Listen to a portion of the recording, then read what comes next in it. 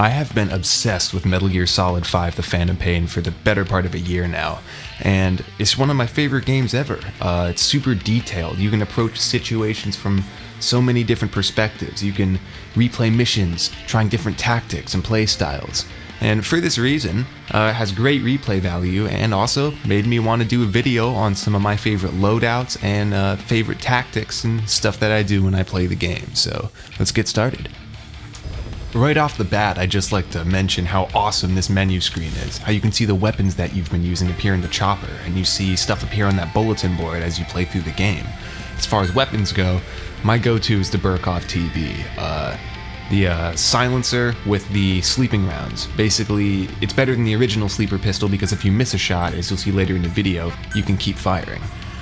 For a lethal pistol, I like the 45, again with a laser sight.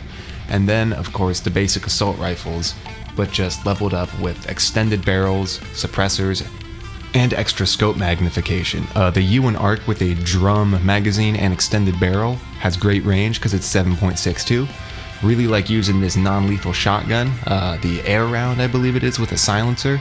And then finally, a non-lethal sniper with an underbarrel shotgun, my personal favorite, and I love the digital camo. Alright, now we're using the 3 non-lethal weapons on an FOB infiltration. As you can see, I'm approaching carefully whenever I come up these pipes, spot a guy downrange, and then pick him off with the Burkov TB. Then always checking my surroundings. I think this is a really interesting aspect to the game. It's a good way to incorporate multiplayer aspects into the single-player campaign, and also how you can steal resources from each other. Always like that element. And here I get spotted, but thankfully I have that air round shotgun, and that's really good in a pinch if you have to trigger reflex mode, because it doesn't really matter where you hit the person. Even if you don't stun them, it's gonna knock them on their ass. Alright, this is another good sequence where coming around a corner with the Burkov, then these two dudes are just kind of sitting there. Really convenient considering I was filming at the time, but I was able to go in with my non-lethal sniper and get a few quick headshots. Always super satisfying. After Fultoning this guy, you're going to see the semi-auto Burkov come in super handy right here. 2 guys coming towards me, but thankfully I can rapid fire these tranq rounds at them. Whereas if that was the original pistol, it would have taken probably more than twice as long. And then here, we get a little cheeky and we stun this dude through the stairs. And as you can see, he was trying to get up from that first shot, but it just takes a second stun round, and no matter where you hit them, 2 shots from that shotgun, it's gonna stun the target. So definitely keep that in mind. If you're like me and you try to do all your FOB infiltrations non-lethally, switching out your assault rifle for the non-lethal shotgun is always a great bet. So now that we've covered the non-lethal things, I figured it would be good to equip a lethal weapon kit and drop into Afghanistan doing one of the extract the high value soldier missions. So as you can see, we're using the G44 with a custom scope to get a quick headshot there, and then sneaking down real slowly. And these missions for me just never got old. It's especially if you can get creative with how you play. You know, okay, this time I'm doing it lethally, and we're gonna get a nice headshot here when he pauses to look over. But I feel like that's the real trick with this game. If you just blast through the missions once, there's a lot of content there, but it's when you delve into these and you know, okay, I'm gonna do this with just stun grenades, or I'm gonna do it with just knocking people out with my decoys. That's where you start to get the fun in the game. And that's actually one of my favorite tricks to do right there. I actually was able to do it twice in this video, where I throw the decoy under the dude and then stun him. I didn't even know you could do that for a while, but that's kind of what I feel this game is about. Just kind of digging around with the mechanics and finding ridiculous ways to get kills. Another thing I've been doing recently is wounding enemies and then extracting them, because I've had to, I actually got Demon Snake early in the game, so I had to start playing non-lethally. However, sometimes it's just using those tranq rounds isn't the same. Is that social commentary from Kojima, that he gives you a bunch of badass non-lethal or lethal weapons and then punishes you for using them? I don't know. So to get the last guy, we're using the stun grenades, which I like a lot more actually than the sleep grenades, because you get a little bit more of an immediate effect. And there we go. We stun this dude, and as you can see, when I go to get out of the mission area, I get a little bit greedy and I get up and I start sprinting. And so we get a good shot of me unloading some rounds on a dude slow-mo. Oh man, if only they didn't penalize you for doing what this game does best. Once I finished up the main game, I started doing the eliminate the tank unit, eliminate the armored vehicle quests, and I'm still working on these. These things are fun, they're challenging, and there's also a ton of them. So this is one method that I use sometimes. This would be a non-lethal method, and I love using the F Ballista with D-Walker. D-Walker, such a fantastic addition to the game. Really creative, really useful, and also reminds you that it is a Japanese title because it has bipedal mech things in it. As you can see, I was able to take out one of the vehicles downrange with it, and then I get a lucky shot here, and I'm actually able to remove one of the guys in that mortar team. Unfortunately, I missed the other guy in the mortar team, so I have to get out and get a little creative, moving around back with the silent pistol. Also, I really like the Angola Zaire map that they included. I love the sunset that happens. You get some really good lighting in there, and just when you're bored with the endless, desert, craggy sandscape that is the Afghanistan map, you get this kind of swampy, lush map. Really good call. So here we go, extracting this dude.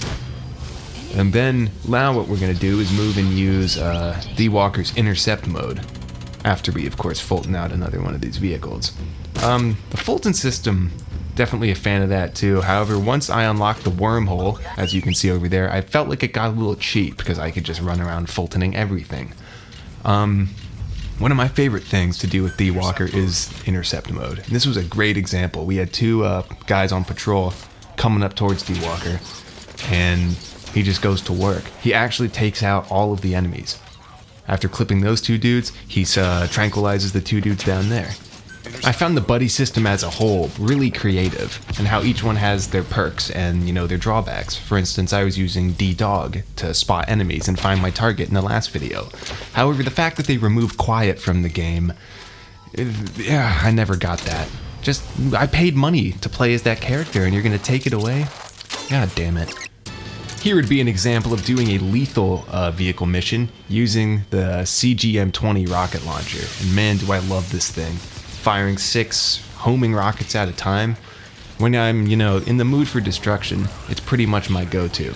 So as you can see, using the fact that those tanks still think I'm at that previous location to flank them a little bit, come around with the CGM one more time. And it can be a little difficult to use at times because it just basically auto-locks anything that you pointed at. So you can see when I go for this tank, I have to, you have to reload the aiming a little bit. But once you do lock it on and you can get all 6 of those rockets to impact the target, someone's having a bad day.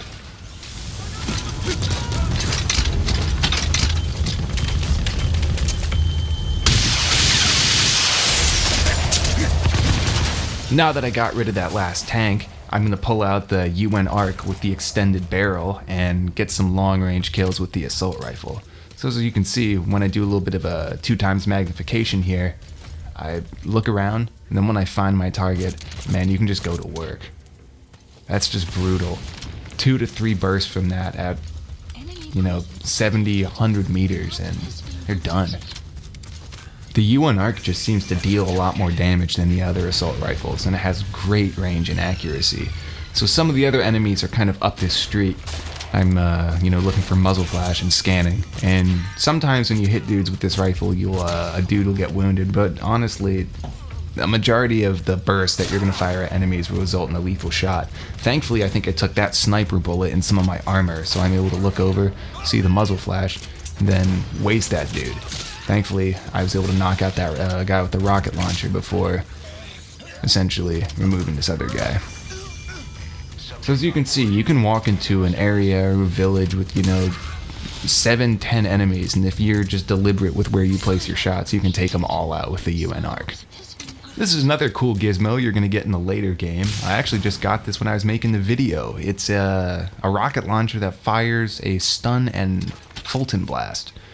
Pretty interesting. I tried it on vehicles and unfortunately it doesn't work, but this thing's really handy in prisoner missions or any type of extraction mission when you go to replay. This is me just dicking around with my long-range revolver. Indeed, you can snipe with a pistol in this game. Beautiful. 3 shots from, close to 100 meters. Pretty impressive. As you can see with the regular assault rifle, it's a little less accurate, and also you're not going to get a lethal shot as quick as with that UN ARC. Well, that about does it for this video. Definitely going to be uploading more gaming videos and probably going to do another Metal Gear video here pretty soon. Peace.